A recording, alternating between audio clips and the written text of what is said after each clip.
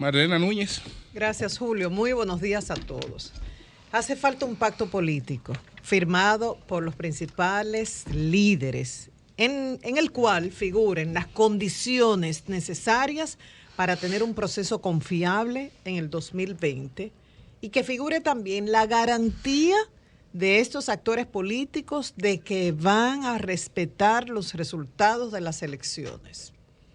En estos momentos nosotros podemos asumir el rol de enchinchadores, como ocurre en nuestros barrios, que hay dos peleando y entonces la mayoría de la gente, en vez de ir a desapartar a los que están peleando, enchinchan y gritan y aplauden y quieren excitar a los peleadores para que el pleito se incremente. Y si hay sangre, mejor. Esto como que lo excita. O ante una pelea de gallos o perros, que eso es lo que se quiere, pleito. O ante pleitos de seres humanos ya supuestamente a nivel profesional, muy entre comillas, ante una lucha de boxeo, ante una lucha libre, por ejemplo. Ese es un rol. Y el otro rol, por un lado, están los expertos en solución de conflictos, pero lo que nos atañe al resto de los ciudadanos que no somos especialistas en eso, exigir un proceso confiable en las próximas elecciones y que disputas internas de los partidos no afecten esto. Dicho esto, voy a recordar que en el primer gobierno del PLD, imagino que eso sería 98, 99, acompañé como reportera de cadena de noticias. Un viaje, en mi caso, mis gastos pagados por el medio para el cual trabajaba, cadena de noticias entonces, que pertenecía a otro grupo económico diferente al actual, que estaba dirigida por Fernando Hasbún, y ahí estábamos un grupo, Anibelca, de los que estamos acá, Anibelca, yo. Fue una etapa muy interesante dentro del periodismo. Y ahí, bueno, acompañé en ese viaje presidencial del presidente Leonel Fernández y su comitiva por Japón, Tailandia y Singapur. Claro, no vimos nada de esos países porque fue salir de los aeropuertos para los hoteles donde iba a haber trabajo y de ahí al aeropuerto prácticamente no. Es como si no hubiéramos estado en esos lugares. Pero ¿por qué recuerdo esto? Porque de verdad a mí se me ponía la piel de gallina, no solamente a mí, a muchas personas, por la forma magistral en la cual el doctor Leonel Fernández promovía la República Dominicana, destacando nuestras bondades, virtudes, ese valor agregado que tenemos, con datos que se podían verificar, datos objetivos, y cómo regresaba de esos viajes con una maleta cargada de proyectos, inversiones extranjeras, instituciones de esos países que querían colaborar con programas de ayuda, con contrapartidas para diferentes iniciativas. Y tal y como me dijo alguien del sector privado presente en ese viaje, solamente hay que dejarlo hablar y convence al interlocutor extranjero de invertir en la República Dominicana. Y así lo demostró. Y cuando hablaba con los extranjeros que se reunían con él, especialistas en petróleo, por ejemplo, o en el tema de la paz en el Medio Oriente, o en el Oriente en general, la situación en América Latina, ellos decían, ¿cómo es posible? Nosotros estamos especializados en este tema, hemos dedicado nuestra vida entera a esto, y él lo conoce con una mayor profundidad. Y yo me pregunto, ¿ese talento del doctor Leonel Fernández desapareció? No, él lo tiene. ¿Puede seguirlo poniendo al servicio del país? Sí. ¿Nos conviene aprovechar eso desde diferentes espacios? Sí. Entonces me voy al otro lado, Danilo Medina. Luego de me venció el Estado, luego de una especie de autoexilio, o sea, renuncia del gobierno, no logra ser candidato en el 2008 y prácticamente desaparece. Estaba en el país, pero ¿en qué estaba y a qué se dedicó? Y lo ha hecho como durante más de 10 años, antes de llegar al poder y en estos casi 2 gobiernos, a diseñar programas para luchar contra la pobreza. Se inspiró en programas de la India, en otros, y cuando llega al poder, tal cual explicó Pedro Luis Castellanos, programas como que es que ella aprende contigo se pueden ejecutar de una vez porque tenían años diseñándolos, probándolos y ya estaban listos para ser ejecutados.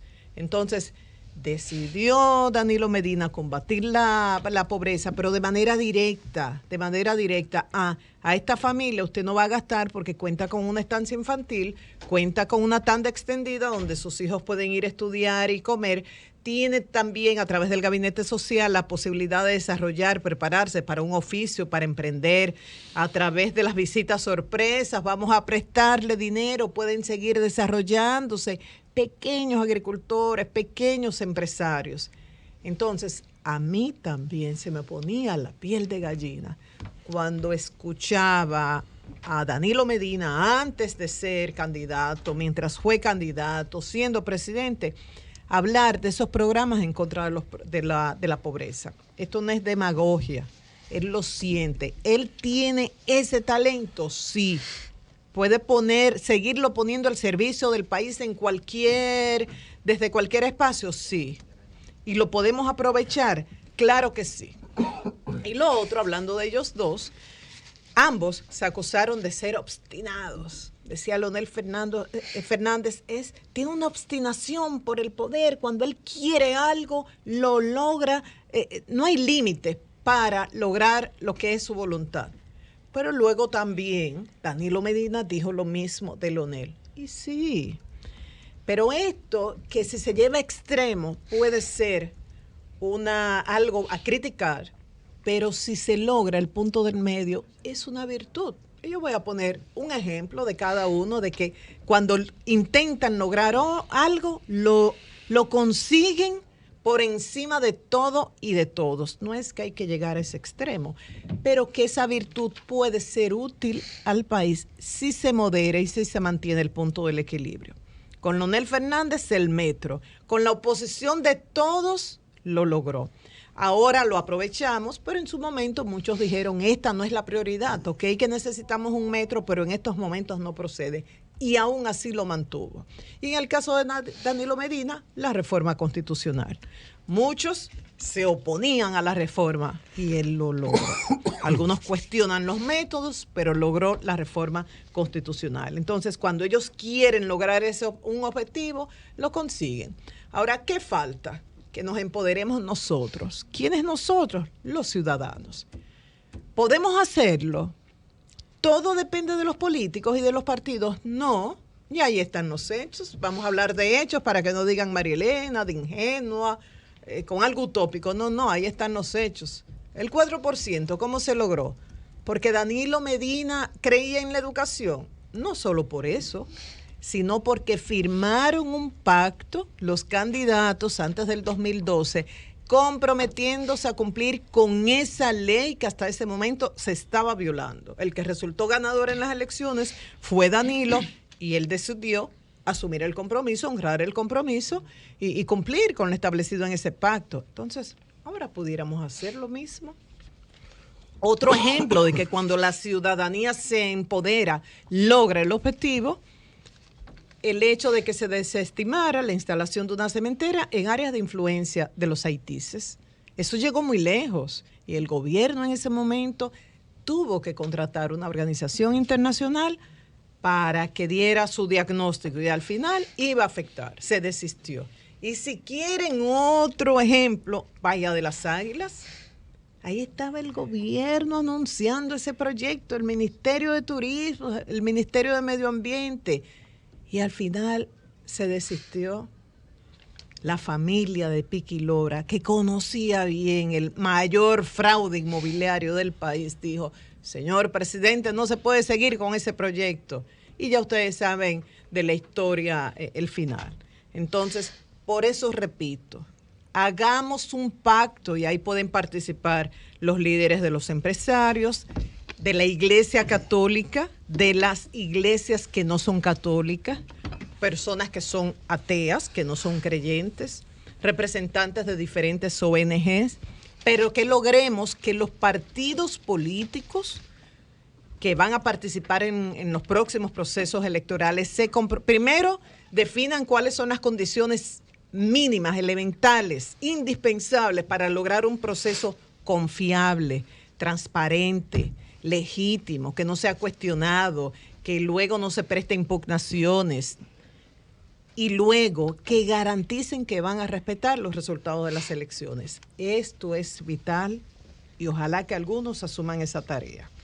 Por otro lado, creo que Margarita Cedeño muestra sabiduría cuando dice que no va a tomar una decisión ahora, que esto le va a tomar tiempo y lo quiere hacer de una manera ecuánime y sin presión.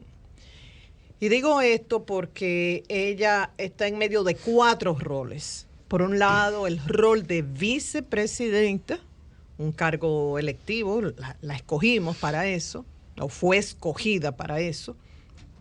Por otro lado, encargada del gabinete social de la presidencia, un rol para el cual fue designada por el Poder Ejecutivo. Tiene otro rol de esposa, y ahí en su rol de esposa tiene 2 elementos. Por un lado, ella habla de valores como lealtad, fidelidad, gratitud, y me imagino que le agradece a su esposo porque gracias a esa relación ella tuvo la oportunidad de ser en principio primera dama y demostrar que tenía talento, tenía capacidad de trabajo. Podía hacerlo y ya luego le abrieron las puertas y ya luego pudo desarrollarse ella misma. Pero por otro lado, el presidente la conoce como líder política, en principio trabajando en la consultoría jurídica del Palacio, ya luego cuando se casan como primera dama, o sea, desde entonces la conoce como tal. Esos 2 elementos hay que tomarlo en cuenta. Y su cuarto rol, que no por mencionarlo de último, es menos importante, como dirigente política y aspirante a la presidencia de la República. En eso ella está clara y en eso ella ha hablado claramente, ya lo ha dicho. He sido primera dama, soy vicepresidenta, quiero otra posición y creo en la alternabilidad. Y lo dijo claramente, cualquiera de ellos 2 es un perder. En mi caso es ganar.